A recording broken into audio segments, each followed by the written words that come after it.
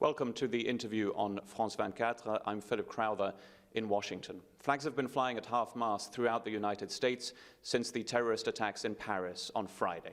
And the political fallout has only just begun, with US President Barack Obama increasingly under pressure to change his strategy in the fight against the Islamic State organization. Some of that pressure, at least, comes from our guest on the interview today, Republican Senator John McCain of Arizona. He is the chairman of the Senate Armed Services Committee. Senator McCain, thank you very much for joining us today. Thank you. First of all, let's go back to the events of Friday and how you experienced them. The news broke here in the United States on a Friday afternoon.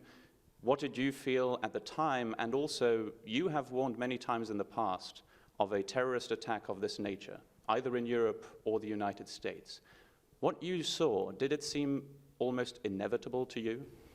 The way that we have handled the phenomena of ISIS made it almost inevitable. I'm sorry to say, I'm sorry that I was right. And of course, one of the overriding emotions that Americans have, because our oldest ally suffered a severe blow, was prayers, sorrow, sympathy, an outpouring from Americans that I have, frankly, I've never seen for the French people. So, but having said that, given the lack of a strategy to defeat ISIS, it was only a matter of time.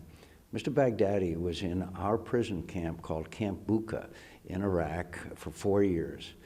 He emerged as a leader. When he left, he said to the Americans, when we released him, he said, "I'll see you in New York." There's no doubt what their ambitions are. They don't want to defeat France. They don't want to defeat the United States, but they want to sow terror, and thereby motivating and recruiting people to their cause. Success breeds success. For this to happen on such a big scale in Paris, in one of the big European capitals, what did the French security services do wrong? What went wrong for something like this to happen basically on our doorstep? I'm not sure the French security services did wrong. You have a flow of people coming back and forth. You have a rather sophisticated operation here. I can't put a lot of blame on the security services. What I can put the blame on is the United States of America's lack of leadership that should have seen what this movement is all about. When we left Iraq, there was no such thing as ISIS. This is the godchild of Al-Qaeda, and also godchild of Bashar Assad. And so we watched it grow and grow and grow, and now it's got its tentacles throughout the Middle East. And there have been many more warnings of attacks to come in the coming weeks or months. You said yesterday on the Senate floor, we have to listen to their words, making reference to the latest video that was released by the Islamic State organization, in which they specifically refer to where we are right now, to Washington, D.C. Are you expecting a next terrorist attack to happen right here? I do not know if there's going to be an attack, but I believe there's a significant threat of an attack. The director of our Central Intelligence Agency just yesterday said that there were operations ongoing now, in other words, plans for attacks. The question is, are we able to prevent those attacks? And the director of the FBI has also said that ISIS poses a, quote, direct threat to the United States of America. I certainly agree with him. Well, since then, since the attacks in Paris on Friday, the French military has significantly stepped up its military operations over Syria, with all of those airstrikes on the stronghold of Raqqa. And we've heard that the French military will be working very closely with the US military. They speak of military cooperation. We know that there'll be intelligence sharing, but what exactly does that mean, military cooperation, in this case, between France and the United States? Well, I would hope it means that we share intelligence, that we even fly raids together, that we have every possible kind of cooperation that we can, and that means sharing intelligence, that means targeting, that means all kinds of ways of us working together. But there's a legitimate question. All these targets that the French hit, which we are so glad of, Where were the Americans all this time? Why didn't they hit those targets? We have had such a restrictive policies towards where we strike and where we can't that it's obvious that for over a year it has not done significant damage to ISIS. Well, let's talk about the U.S. policy. Last time we spoke was 2 years ago. You spoke of a lack of strategy on behalf of the U.S. president. Now he's being urged to change his strategy. What exactly should the United States do in this? You have repeatedly spoken about ground troops. What exactly do you mean? Well, exactly on ground troops is about 10,000 Americans with a coalition of other Arab countries, hopefully maybe NATO countries, maybe even France, where we could go in on the ground with sufficient air support to take out ISIS. They are not invincible. They are not unbeatable.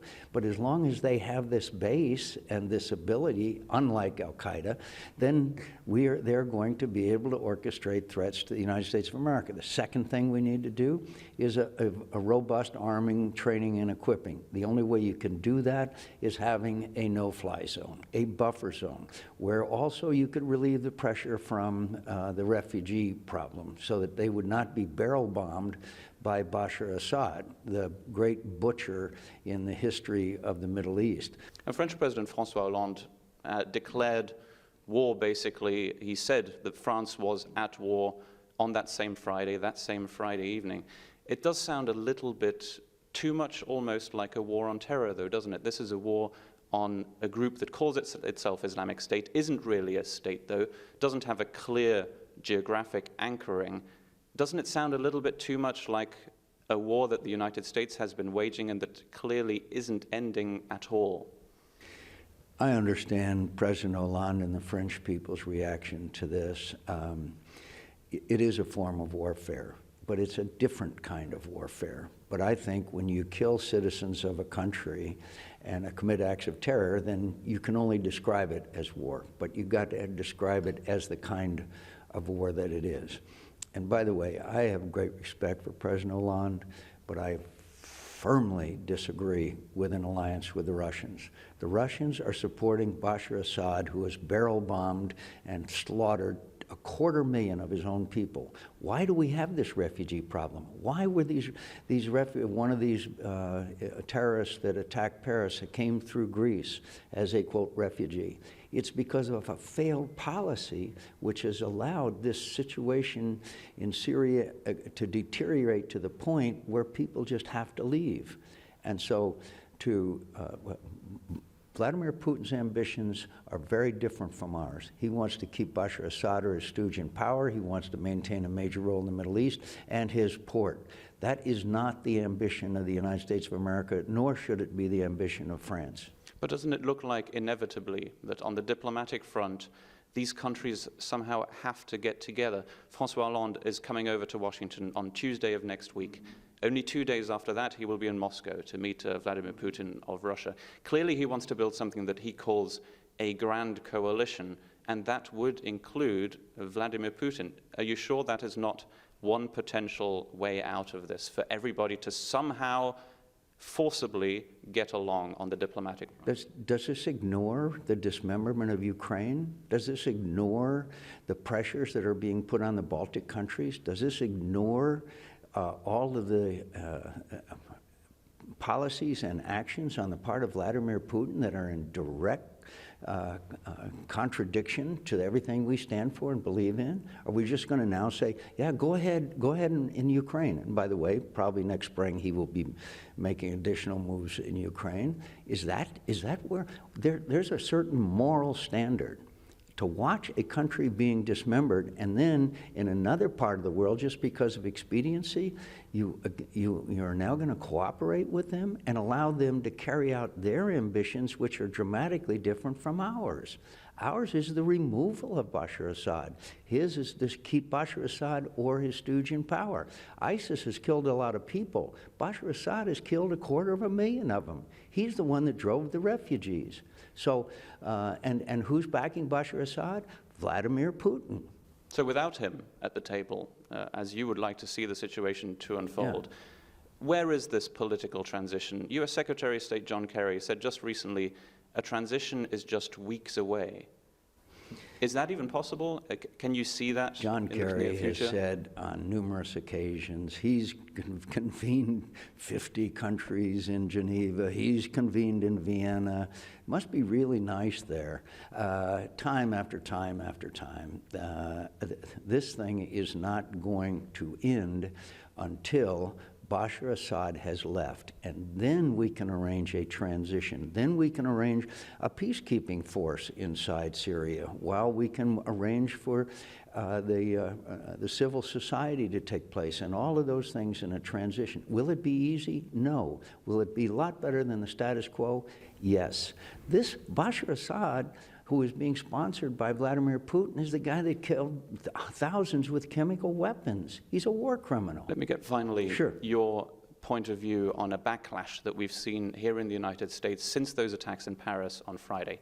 That backlash concerns the resettlement of Syrian refugees here in the United States. Dozens of US governors now say that they don't want any more Syrian refugees in their respective states.